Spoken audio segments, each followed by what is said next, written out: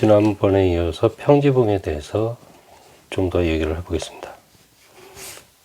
평지붕이 있으면 이제 파라펫이 있고 파라펫 위에 난간이 있고 뭐 이런 식이든, 파라펫이 짧게 있고 이런 식이든, 아니면 뭐 여기서 이런 식이든, 이게 2분의 1 이상이 뚫려 있어야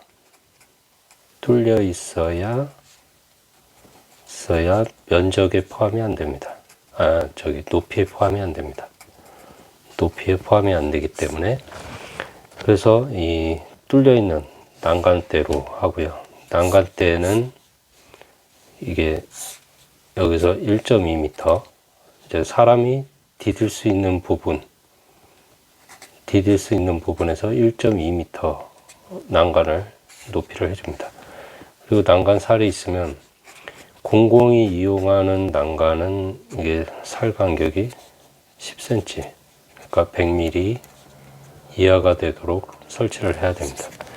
이게 애들 얼굴이 들어가거나 하면 안 되기 때문에 10cm, 100mm 이하로 한다는 거. 그리고 2분의 1 이상 뚫려 있어야 되기 때문에, 만약에 이렇게 벽이 있습니다. 이 벽. 그리고 이렇게 벽이 있습니다. 그러면 요게 요만큼, 그리고 요게 요만큼 하면 2분의 1이 되죠. 2분의 1보다 이 벽면이 좀 더 많으면, 이 난간이 아니라 이게 벽면이다.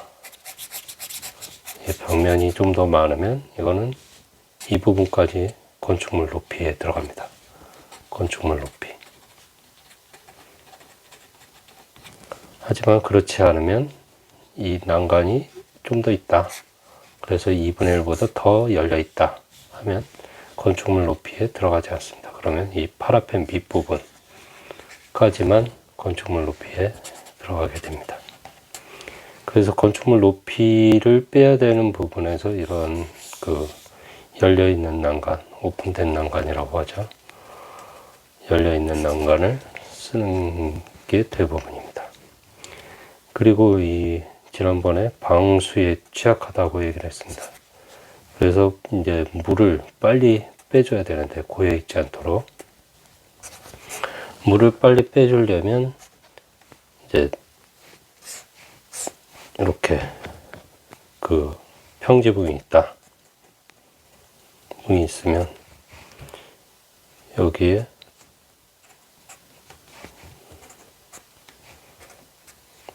바닥 배수구를 둡니다.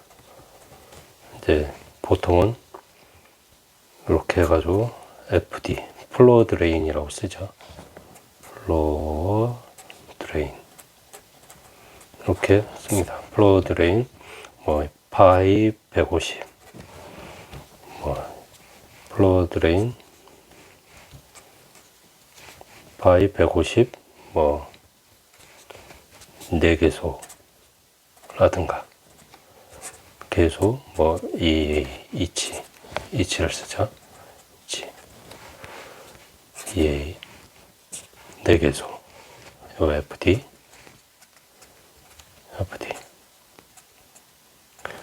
그럼 이 FD에서 이렇게 선움통으로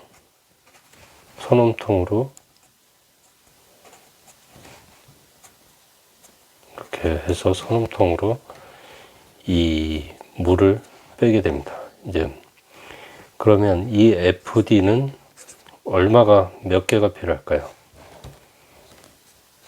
이거는 보통 건축사 사무소에서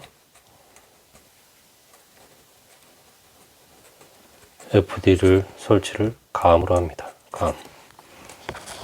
실제로는 이 지역의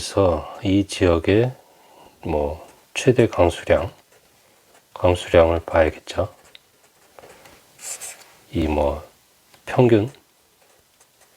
평년, 그러니까 30년이라고 하죠. 아니면 100년.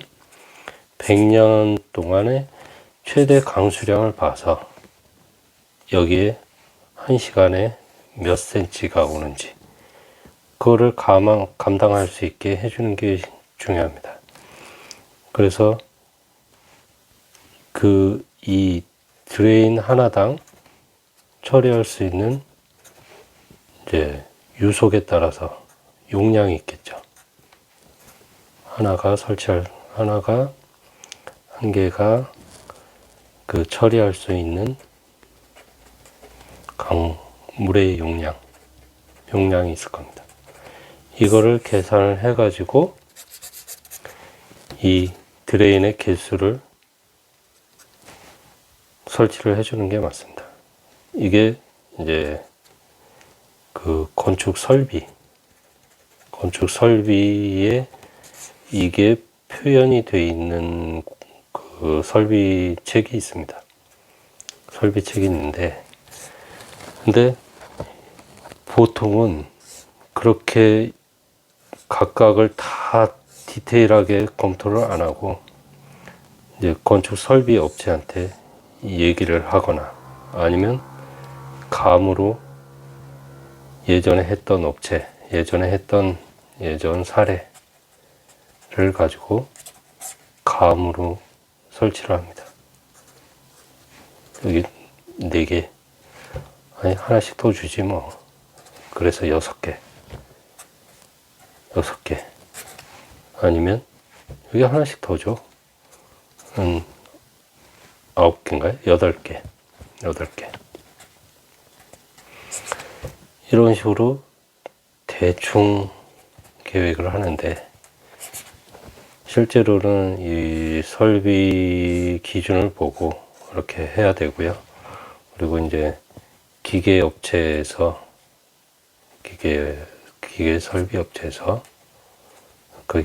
업체에 의뢰를 해서 아무리 작은 주택이라고 해도, 아니면 기계 설비 그 책을 찾아보고라도 그